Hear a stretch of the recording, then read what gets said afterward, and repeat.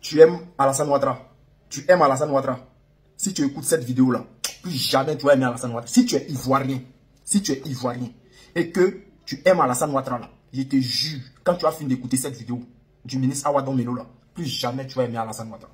C'est mort, chef frère. Ah, le ministre, le ministre Awadon Melo, il fait des révélations. C'est pourquoi la Côte d'Ivoire est attaquée, pourquoi ils ont attaqué Gbagbo Laurent là, il fait des révélations. Le ministre dit ici que c'est l'OTAN qui a attaqué le président Gbagbo. Et bon, ça, tout le monde le sait déjà. Mais là, il y a des gens qui ont dit ici que Kadhafi a financé la rébellion pour attaquer Gbagbo. Ce sont des menteurs. Le ministre fait des révélations ici. Kadhafi, là, les projets que les gens ont cités que non, il devait mettre en place et que c'est pour ça qu'il a été déjà là. Chef frère, ces projets-là, il travaillait avec Gbagbo Laurent. C'est avec Gbagbo qu'il a mis la stratégie de ces projets-là sur pied. Il dit, écoutez-nous jusqu'à la fin, je ne vais pas vous perdre le temps. C'est parti. Et donc le monde occidental voulait occidentaliser toute la planète en proposant de mettre sous sa coupe l'ensemble de l'économie mondiale. C'est ce qu'on a appelé la mondialisation. Et c'est ce qui a entraîné le triomphe des multinationales dans le monde. Mais ce nouveau monde devait être garanti par l'OTAN. L'OTAN était le bras armé de ce nouveau monde-là. Donc quiconque ne rentrait pas dans ce nouveau monde était sur une liste noire qui devait être combattue. C'est ainsi qu'on a vu la guerre contre l'Afghanistan, la guerre contre l'Irak, la guerre qui continue toujours contre l'Iran, la guerre contre Kadhafi. Toutes ces guerres-là étaient des guerres programmées. Et il y avait la guerre contre Laurent Gbagbo, qui faisait partie de ce programme-là. Donc vous allez comprendre pourquoi, dès que Laurent Gbagbo avait commencé à faire campagne pour les élections de 2000, et qu'il avait annoncé les couleurs en disant aux Ivoiriens, donnez-moi le pouvoir pour que je vous le rende. Cela avait plusieurs connotations, d'abord politiques. Ça s'est matérialisé rapidement à travers la décentralisation qui n'existait pas en Côte d'Ivoire et qui a connu un développement extraordinaire sous le régime Gbagbo et qui faisait que toutes les communes avaient les moyens au moins de réaliser les équipements de proximité, les écoles, les centres de santé, l'électrification rurale, les puits, etc., etc. Tout ce programme-là faisait partie du programme de décentralisation. Et pour marquer notre souveraineté, il y a eu, comme je vous ai indiqué, la loi de programmation militaire, mais il y a aussi eu le budget sécurisé. Le budget sécurisé voulait tout simplement dire, si vous avez 100 francs, dépensez 100 francs, sans avoir à vous endetter auprès de qui que ce soit, parce que celui qui vous donne vous dicte comment utiliser l'argent qu'il vous donne. Et donc cela n'est pas un moyen de conquérir la souveraineté, parce que c'est celui qui donne, qui dicte les projets dans lesquels il faut investir. Mais comme nous, on voulait être souverains, il fallait qu'on ne compte que sous nos ressources propres. Et c'est comme ça que Laurent Gbagbo a lancé l'idée du budget sécurisé.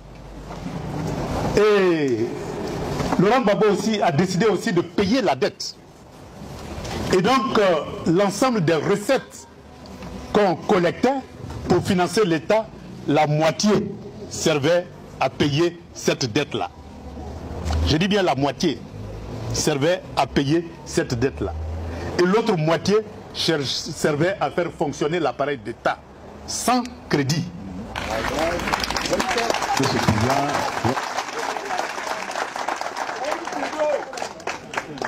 Et donc, 2 ans après la mise en œuvre d'un tel programme, on a eu la confiance de tous les bailleurs de fonds pour dire ceux-là, ils sont vraiment venus pour gérer d'une manière intègre la Côte d'Ivoire.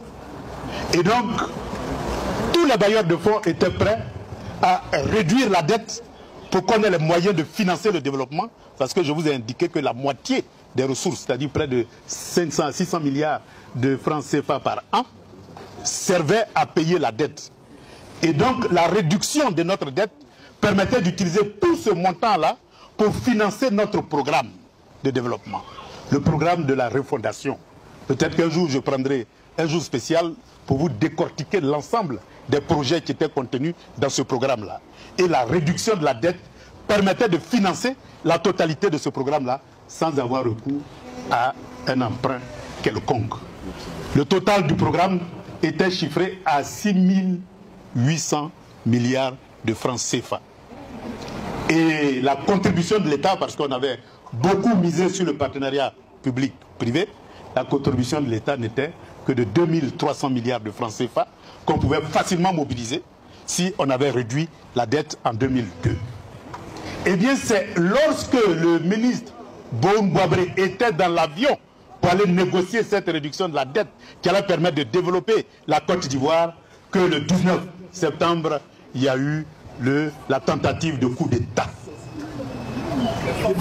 Et donc, c'était programmé qu'il ne fallait pas que Boun Boabré arrive à Washington pour renégocier la réduction de la dette et nous permettre d'avoir les moyens à notre disposition. Et voilà comment cette tentative-là a permis d'arrêter les négociations et même de sanctionner encore la Côte d'Ivoire. Et c'est comme ça que nous sommes rentrés dans la crise. Eh bien, tout le programme qui avait été développé, à savoir la restructuration des filières agricoles, café, cacao, etc., vous-même vous avez assisté à cette restructuration-là qui permettait de payer à sa juste prix, parce que là, le prix du cacao et du café était fixé par les paysans eux-mêmes. Ce qui leur permettait de fixer le prix de telle sorte qu'une bonne partie du prix du marché international revenait aux paysans. On a vu comment les revenus des paysans avaient augmenté. Eh bien, c'est tout ce programme-là qu'il fallait arrêter, parce que les paysans ont décidé non seulement de fixer le prix de leurs produits, mais même de construire des usines. Ils en avaient prévu 6 en Côte d'Ivoire, dans toutes les zones de production de cacao et de café dans leur programme qu'ils avaient conçu avant 2002 et qui n'attendaient que la réduction de la dette pour s'y lancer. Eh bien, en 2002, tout a été stoppé. Et les accords de Marcoussis ont ciblé les ministères clés qui étaient en train de bâtir et de construire la souveraineté de l'État de Côte d'Ivoire et qui étaient en train de bâtir une Côte d'Ivoire souveraine et démocratique. Et donc, le Premier ministre a été très vite enlevé, remplacé par un ministre choisi par eux, un Premier ministre choisi par eux.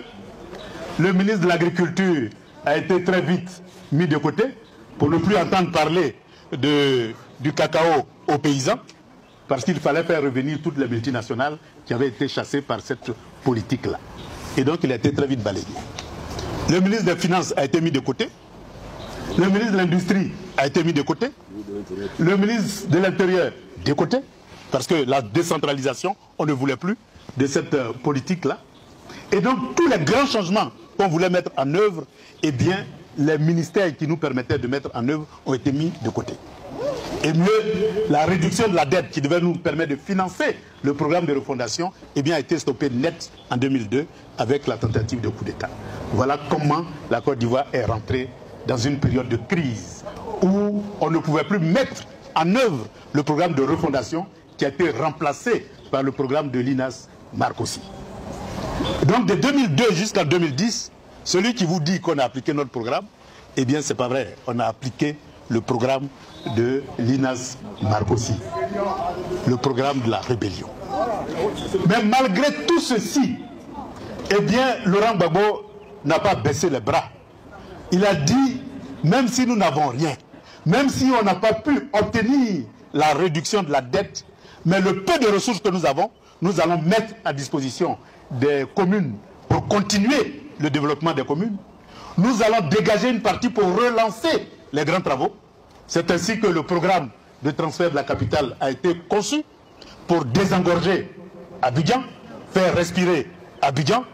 Et le programme du Grand Abidjan a été conçu pour faire d'Abidjan la capitale économique de l'Afrique.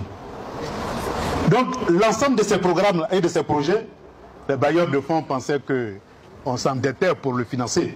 Mais non, c'était financé d'abord par une dotation budgétaire et ensuite par un compte séquestre où on prélevait une partie des ressources de la filière café-cacao et un autre compte séquestre où on prélevait une partie des ressources issues du secteur pétrole pour financer et le transfert de la capitale et le Grand Abidjan sans qu'il n'y ait endettement de la Côte d'Ivoire.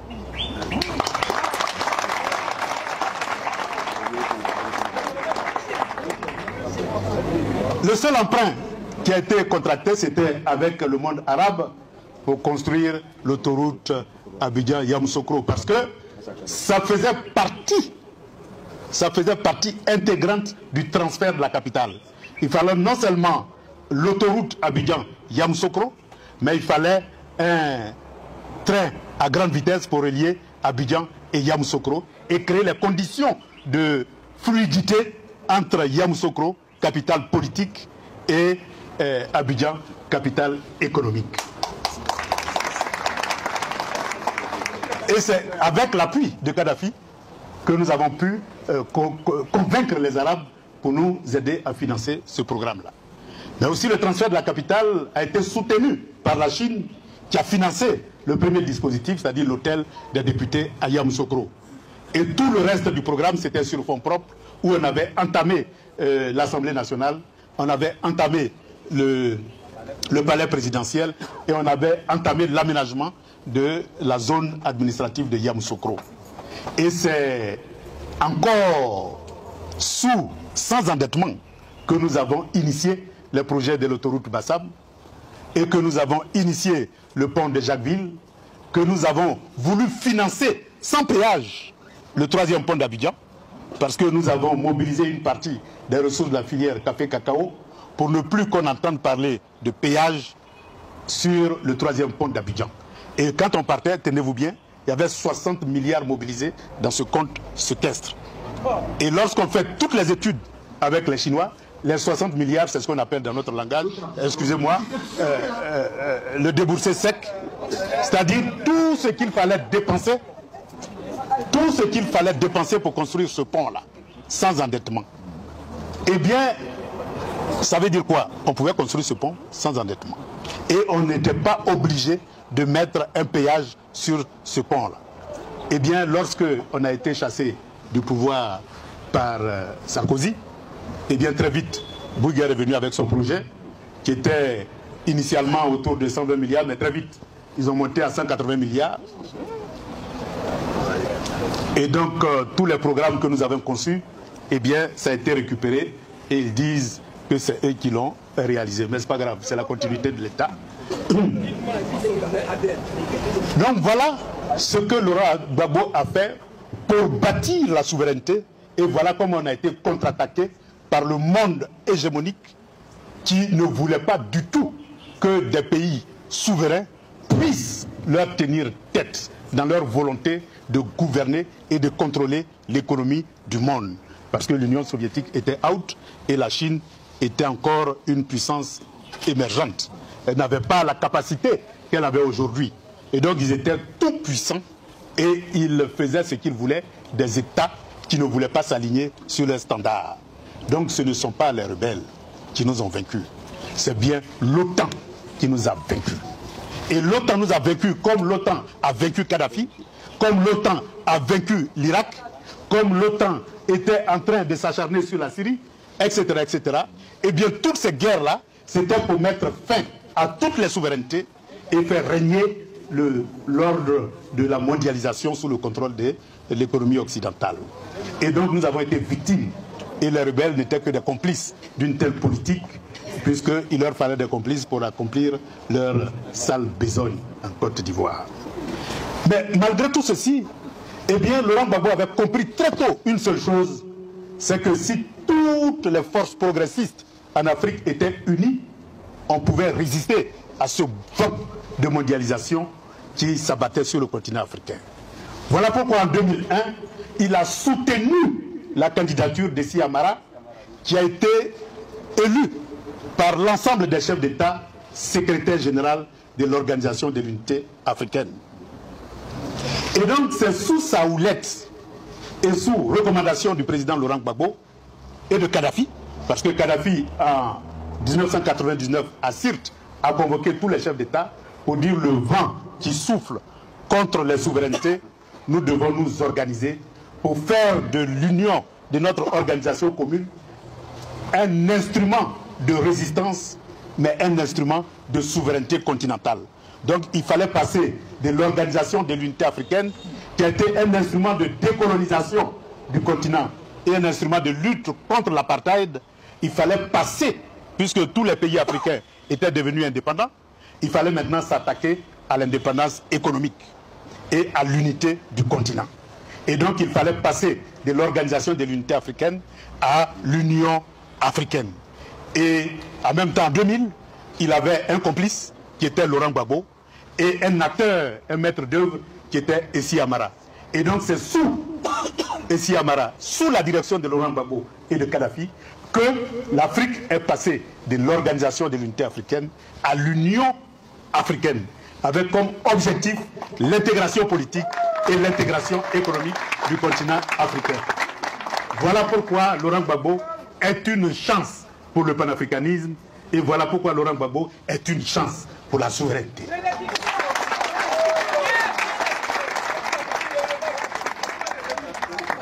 Et donc l'Union africaine a d'abord proposé un programme qu'on appelle l'agenda 2063, qui était le programme de l'Union africaine, qui consistait à relier toutes les capitales africaines par un réseau de chemins de fer, un réseau électrique, un réseau téléphonique, un réseau autoroutier, un réseau de gazoducs, etc., etc., pour unifier le continent africain et permettre les échanges intra-africains. Et c'était d'abord un train à grande vitesse qui devait relier toutes les capitales. J'ai un ami qui a tellement peur de l'avion que pour lui c'était le meilleur projet de l'Union africaine. Le train à grande vitesse.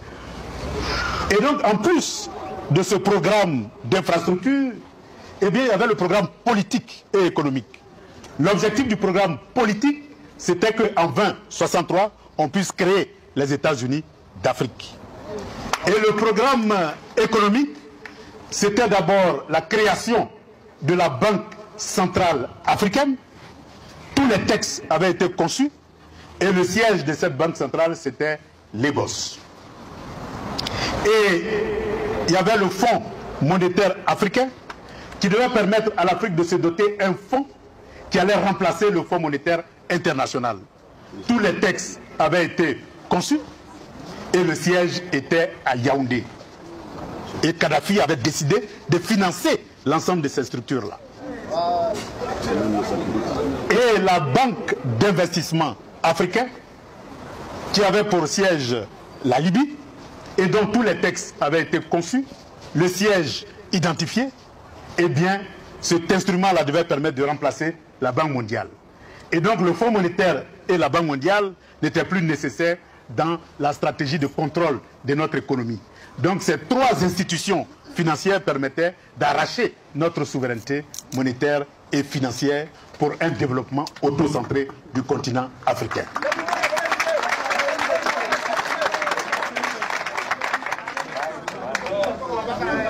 Mais malheureusement, ces grandes idées, eh bien, devaient être ratifiées par chaque pays africain pour que ça soit mis en œuvre. Eh bien, c'est là que vous allez comprendre ce que veut dire la France-Afrique. Aucun pays francophone, lorsque Laurent Gbagbo est parti du pouvoir, n'a signé l'ensemble de ces documents-là, n'a ratifié, parce qu'ils ont tous signé. Quand ils sont cachés en Éthiopie, ils signent. Maintenant, après, il faut ramener le document pour que ça soit ratifié. Et qui se sont alliés à lui pour contrôler l'usine, l'industrie la plus puissante et la plus rentable de Côte d'Ivoire, qui fait un chiffre d'affaires annuel de 2500 milliards de francs CFA. Et en même temps, tout le secteur électricité. Vous vous souvenez que l'ECI a été remplacé par la compagnie ivoirienne d'électricité, CIE. Et donc, tout ce secteur-là, qui appartenait à l'État, aujourd'hui l'État ne détient que 15%.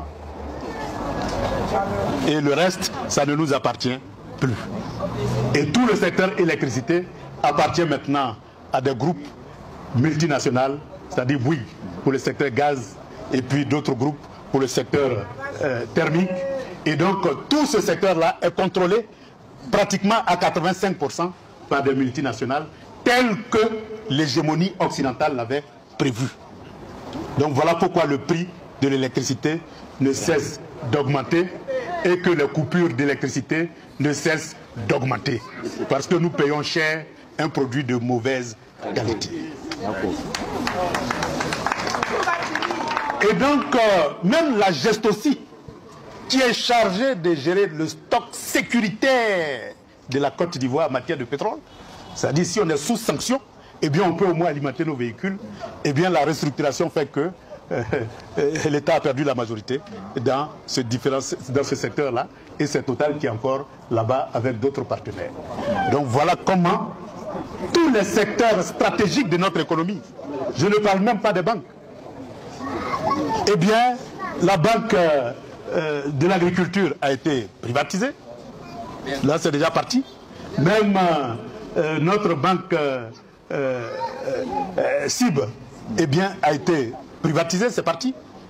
Eh bien, toutes les banques que nous avons voulu mettre en place pour la souveraineté financière de la Côte d'Ivoire, eh bien, tous ces instruments-là aujourd'hui sont passés entre les mains des multinationales. C'est comme toutes les filières agricoles, que ce soit le cacao, le café, les usines de transformation de l'anacarde, eh bien, tout ce patrimoine économique-là qui fait qu'aujourd'hui, eh bien, la Côte d'Ivoire pouvait respirer. Si toutes ces richesses créées en Côte d'Ivoire revenaient aux Ivoiriens, tous ces secteurs-là ne nous appartiennent plus. Même la production d'or, aujourd'hui la Côte d'Ivoire produit pratiquement 50 tonnes d'or par an, c'est-à-dire à peu près 50 millions de grammes. Eh bien, toutes ces unités de production d'or-là, la Côte d'Ivoire n'a que 10%. Et donc les 90% vont à l'extérieur de la Côte d'Ivoire. Et donc vous comprenez que l'économie ivoirienne a atteint les objectifs fixés par le monde occidental et que notre économie ne nous appartient plus, a échappé complètement au contrôle des agents économiques étatiques et privés nationaux et est pratiquement contrôlée entièrement. Même le dernier bastion, qui était le secteur de la télécommunication, Côte d'Ivoire Télécom a été absorbé par Orange, et dans cette absorption, on nous a cédé uniquement 5% de tout le capital. Et donc même ce secteur stratégique, eh bien, n'est plus sous notre contrôle. Ça veut dire que même quand on veut bien nous écouter, il faut demander l'autorisation à la France pour que la France mette à votre disposition l'ensemble des informations stratégiques qui passent par la télécommunication. Donc voilà comment nous sommes cernés de partout. Évidemment, sur le plan militaire, c'est vraiment un monopole. On a adopté en 2012, je parle sous son contrôle, un nouvel accord monétaire et de défense. Et ce nouvel accord de défense, c'est vraiment la codification de la crise telle que nous l'avons vécue. C'est-à-dire l'armée française maintenant, sans autorisation préalable, peut occuper l'air, la terre, la mer, sans autorisation préalable. Et donc s'ils veulent intervenir en Côte d'Ivoire, ils interviennent comme ils veulent. Et ils peuvent, à partir de la Côte d'Ivoire, intervenir dans tous les pays de l'Afrique de l'Ouest, parce qu'ils n'ont même pas besoin de notre autorisation pour faire tout ce travail-là. Et en cas de nécessité, ils peuvent même porter notre pays. Voilà le nouvel accord de défense qui a été signé en 2012.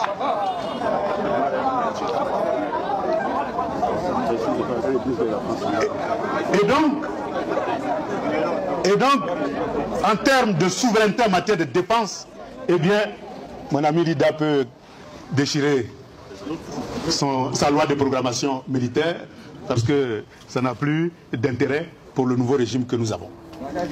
Et mieux, tous les chefs d'État de l'Afrique de l'Ouest avaient décidé de se soustraire du franc CFA et donc avaient initié l'ECO qui devait remplacer toutes les monnaies de l'Afrique de l'Ouest et doter l'Afrique de l'Ouest d'une monnaie unique qui allait permettre de soutenir le passage de la communauté, de la CEDEAO des États à la CEDEAO des peuples. Eh bien, l'ECO a été mis à mal par un coup de fil entre Macron et notre chef d'État.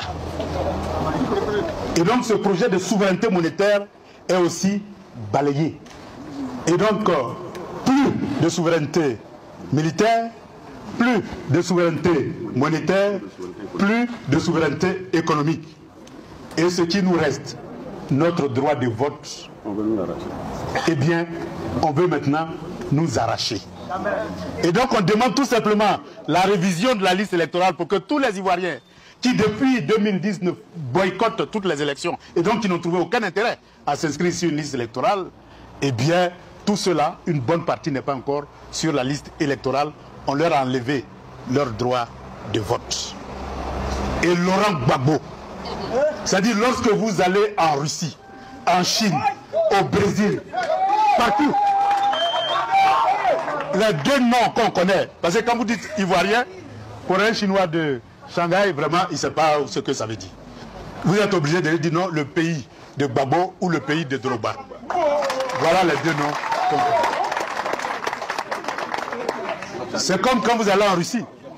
Vous dites, vous venez de Côte d'Ivoire. Bon, évidemment, dans la capitale, quelques-uns peuvent savoir, après traduction, peuvent savoir ce que c'est que la Côte d'Ivoire. Mais la plupart du temps, il est plus facile de dire, non, je suis un collaborateur de Gbagbo ou un concitoyen de Drogba. Voilà l'identité de la Côte d'Ivoire à travers le monde. Comment se fait-il que le seul Ivoirien qui est connu à travers le monde ne soit pas éligible en Côte d'Ivoire, ni électeur? Voilà l'absurdité que nous devons résoudre. Alors que des revenants sont sur la liste électorale. Et des centenaires sont sur cette liste électorale. Et Laurent Gbagbo n'est pas sur la liste électorale. Et donc, nous sommes en train de perdre notre droit de vote et le droit d'être éligible en Côte d'Ivoire. Et comme le clou de tout ceci, parce que quand on parle d'un État, c'est d'abord un territoire, c'est d'abord des parcelles, des terrains. Et maintenant, on veut nous enlever nos terres pour qu'on soit des étrangers et des exclus sur notre propre territoire. Donc voilà comment le processus est engagé. Et donc en 2025, si nous n'arrêtons pas ce processus, eh bien nous serons des étrangers dans notre propre pays. Si nous n'arrêtons pas ce processus, eh bien on n'aura plus d'économies qui nous appartiennent. Et si nous n'arrêtons pas ce processus, la capacité de nuisance, parce que l'Europe est en train de se réindustrialiser sur le plan militaire. Et la dernière rencontre qu'on a eue à Moscou, c'était justement d'analyser son impact sur le monde. Eh bien, ce changement de l'économie européenne, une usine, c'est d'abord un marché. Posez-vous la question, lorsque l'Europe se réindustrialise sur le plan militaire, à qui ils vont vendre les armes qu'ils vont fabriquer? Voilà le problème qui est posé. Et où ils vont aller prendre les matières premières stratégiques, c'est-à-dire ce qu'on appelle les terres rares, pour les fabriquer. Eh bien donc nous sommes en train d'assister progressivement à un retour, à une véritable prise en main des poches d'États qui n'ont pas encore conquis leur souveraineté pour servir de base arrière à la lutte contre toutes les autres souverainetés qui sont en développement. Donc vous comprenez pourquoi la guerre en RDC est aussi rude. Et ce qui se passe en RDC, c'est ce qui risque de se passer un peu partout où il y a de la richesse, et où il y a des terres rares, et où il y a de l'uranium. Sachez que la première bombe américaine a été fabriquée à partir de l'uranium du Congo. Et que le Congo recèle aujourd'hui toutes les terres rares qu'il faut pour fabriquer des missiles, pour fabriquer des fusées, pour fabriquer des avions de guerre, etc., etc. Voilà ce qui justifie la guerre en RDC. Mais toutes ces terres rares et cet uranium-là se trouvent en Côte d'Ivoire. Donc la mainmise sur la Côte d'Ivoire devient une question de survie pour l'économie française qui veut se réindustrialiser militairement. Voilà pourquoi nous ne devons pas leur laisser cette occasion-là. Et donc 2025, il faut que ça passe. Il faut que ça passe pour reconstruire la souveraineté de la Côte d'Ivoire et engager le combat pour le panafricanisme, c'est-à-dire l'unité africaine, aussi bien sur le plan politique, monétaire, économique et financier.